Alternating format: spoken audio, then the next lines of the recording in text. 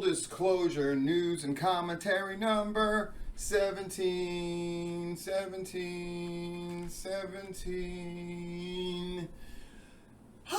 only 17. Hey, man, whole lot going on. Before I forget, I'm going to talk about some things happening. So tonight on Tipping Point, the podcast I do with Lawrence Goodman, we're going to have two guests that are phenomenal. Anthony Henry, one of the front runners for the Scenic City tournaments, and Jerry Palmer. You might be saying, who the fuck's Jerry Palmer? If you're saying that, you're a fucking idiot. Jerry Palmer, one-time owner of Anarchy, but more important, sort of a mover and a shaker in that town. I can't wait to talk to Jerry Palmer. I was very shocked when Larry told me that we're going to be talking to Jerry Palmer, that he wanted to be on the show, and part of the things that he wanted to discuss was this notion. A lot of people compare Gary Lamb of Southern Honor to Jerry Palmer, a lot of similarities there. What's Jerry Palmer going to say? I legitimately have no fucking idea, and I can't wait. Tipping Point, you may have noticed, has become a very different show over the years plural, since Larry and I have been doing it.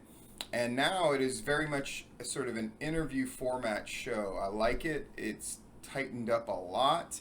And all the gaga we leave to these kind of videos. And me and Larry just are allowed to go in there, have the guests on that we're excited about. Now people are coming to us that we really want to talk to.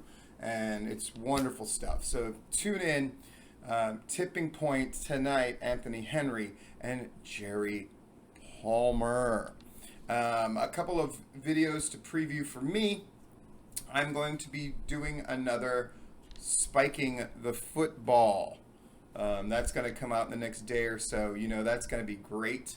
And geez, and I have another P-list coming out very soon. The videos have been coming out fastly and furiously, and I'm very happy about that.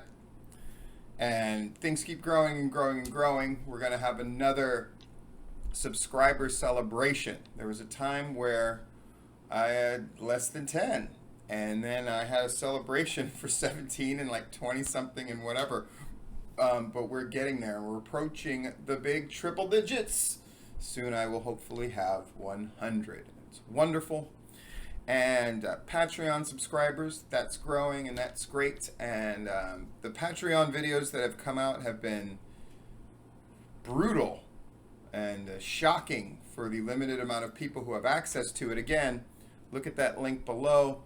Patreon, consider subscribing at least the $5 a month level, and you get a hold of those videos that are wild and crazy. But let's get into the news part of our news and commentary. Pro Wrestling Circuit, the name I hate, but the show that did well. Though it was crazy, the pictures that came out about the show showed them with an incredibly tiny crowd. Larry was there, and I believe Larry, and he said 275. So no doubt a great debut for Pro Wrestling Circuit from a crowd standpoint. And the things that were built up to hook and drag to the next show made sense. AJ Steele doing his thing again after a couple years, and he's going to be a featured player. That bodes good things as well. The show sounded like it kind of sucked. So I don't know who's booking or running that show. I suspect it's talent. It all reeks of talent running it. Hopefully they can get a little stake in with the sizzle. That's my hope. Disruptor Pro. I got a number of reports saying Disruptor Pro had 50. But Rob Rod, who I do trust, put the number at 110. So I'm going to go with 110. Though it's interesting how people are contacting me now. Like, that's the first thing a lot of people say is, this is the crowd that this group drew. This is the crowd that this other group drew.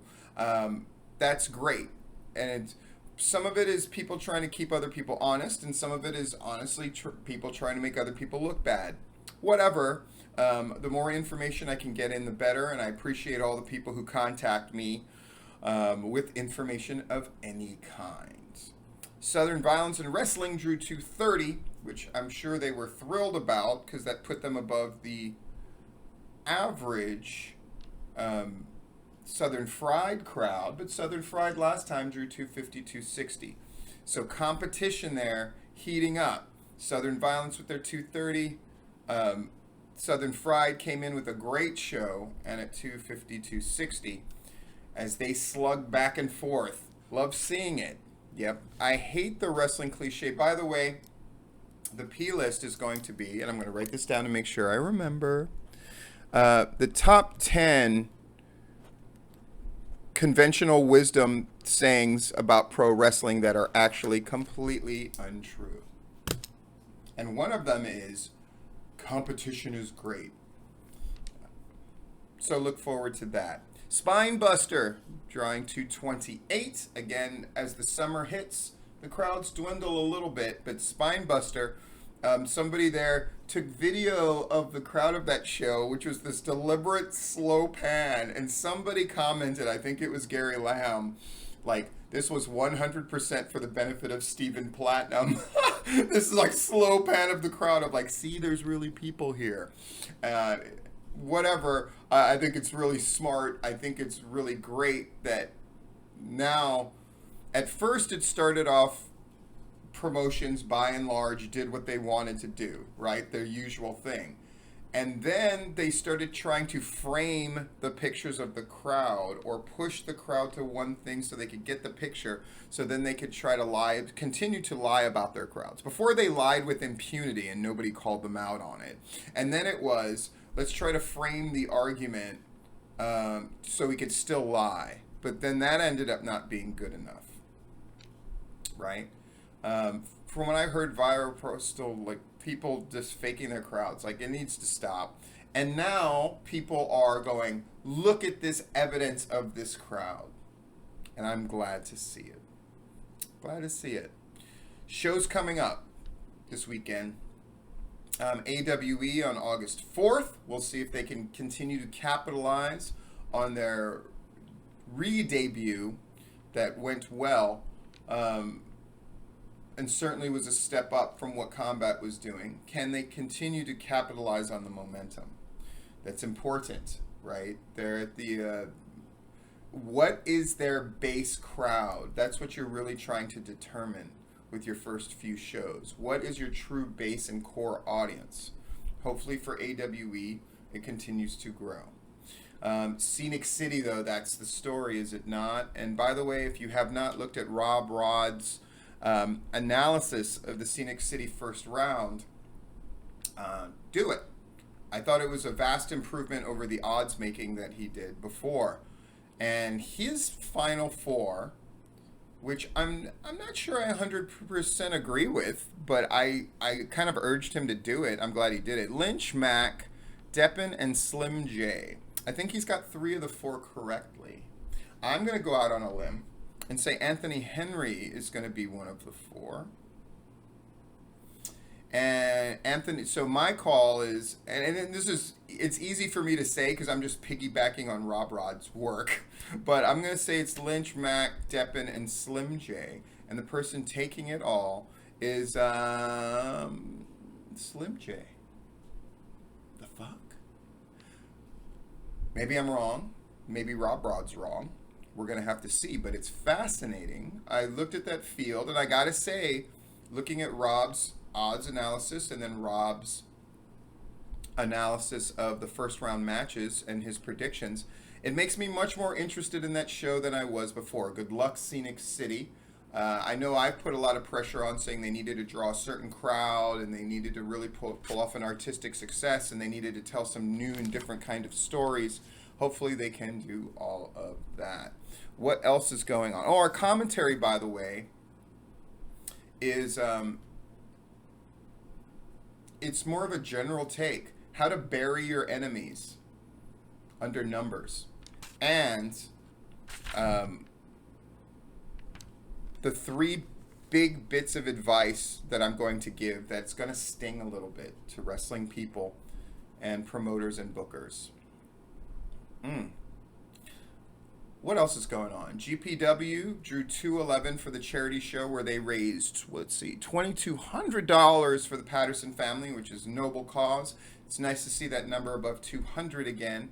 A number of different things, people quitting that group, and they have a new owner, right? Josh Cantrell bought GPW from Daryl Morris, and that's apparently legit. Larry looked into it for me.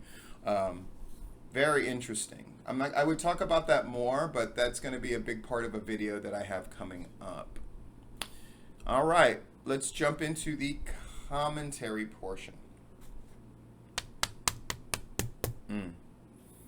I had a bunch of scattered thoughts, so I'm going to do what I usually do, which is I'm just going to start talking, and I'm going to see where it takes me. Incidentally, it seems like a small thing, but it's not.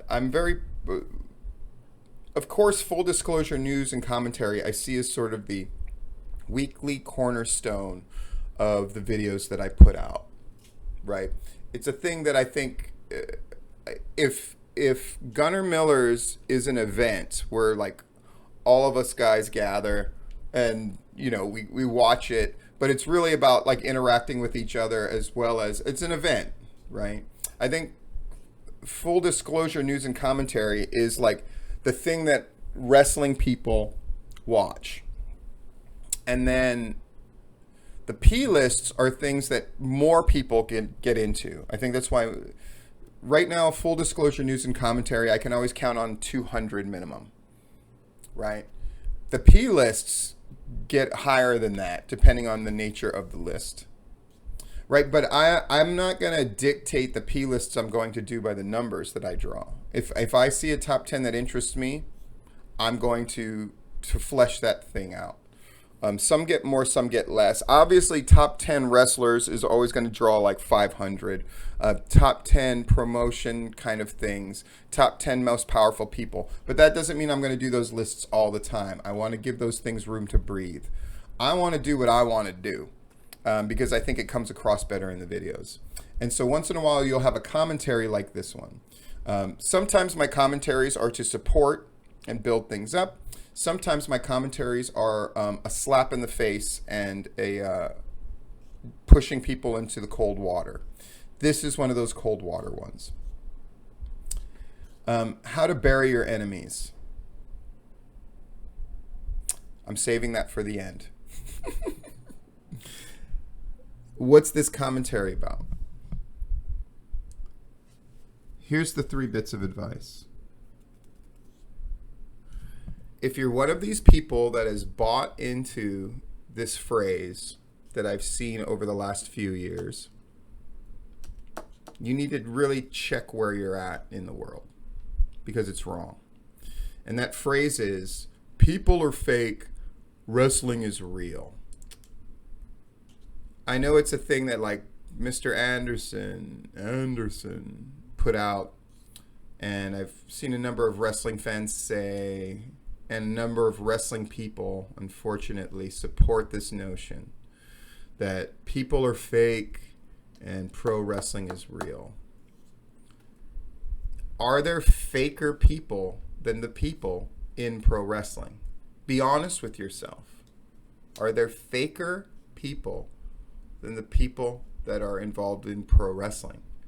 You know what the answer to that is. The answer is no. By and large. Am I saying everybody? I'm not saying everybody. I'm saying almost everybody, though. And the people that shout loudest that they are the realest and the most knowledgeable and all this other crap are the fakest of all.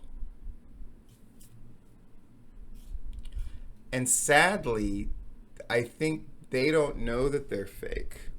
They're not even con artists because they've even fooled themselves. So get out of this notion that just your involvement in pro wrestling makes you a wiser or more genuine person, because often it's quite the opposite. Pro wrestling and attaching yourself to pro wrestling used to mean something. It used to mean you were part of an outlaw culture. It used to signify that you paid any number of dues to get in. But now none of that exists anymore. There is also this notion that the whole world's a work, and that your involvement in pro wrestling has given you this sort of eye for things. It hasn't. Right? Advice number 2. Scroll less, learn more. What do I mean? If you spend an inordinate amount of your day merely scrolling through Facebook, Twitter, Instagram, and just observing the advertisements that people are putting out for themselves, because make no mistake about it, Facebook, Twitter, Instagram, Snapchat, all those things are really about people promoting something about themselves, which in and of itself isn't necessarily a bad thing. But think about it. How much do you hate commercials on television, right? There's whole like technologies that have come up so we can avoid advertisements, right? People pay extra money so they don't have to see them on YouTube, yet you go out of your way to see nothing but the promotion of others. Yeah? Scroll less, learn more. I'm loath to brag about these things, but fuck you, I'm going to brag for a second. If I asked you, what are you currently reading or studying in depth, which would really mean you're reading about it, you might be able to fake an answer, but it wouldn't be real. What are you currently really learning? What are you humbling yourself and going out of your way to acquire knowledge of?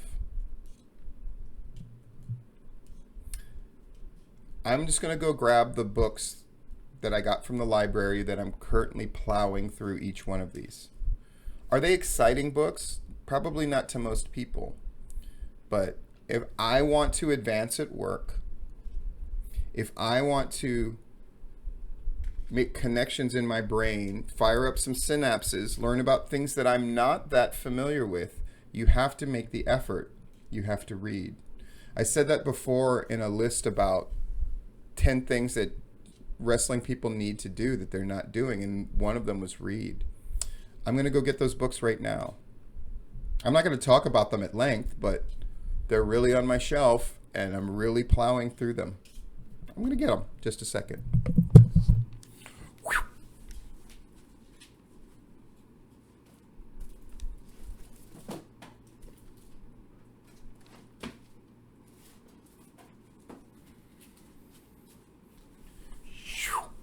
It's true that maybe I just check these books out and I'm not really reading them. I assure you that I am. One of the early insults for my videos, and I can't believe that this is even an insult, was, well, yeah, I mean, he might have a great vocabulary. He's got an above average vocabulary. That was a fucking diss, folks. That was a diss to me from people. That's how we have embraced fucking ignorance. This one is a book that was just on the free freaking shelf at the library that you could just take. It's called Mastering Coaching. So, it sounded interesting. So let me start reading through it. And if it just seems like cack, I'll throw it out. It's fucking great. You can see my fucking earmarks on it. I dog ear books. I know that's terrible. I dog ear them, and then I go back later and I highlight them. Is that crazy? And then I take those highlights and I freaking type them out so I have the notes from the book. Is that I'll show you an example. Shit, sorry.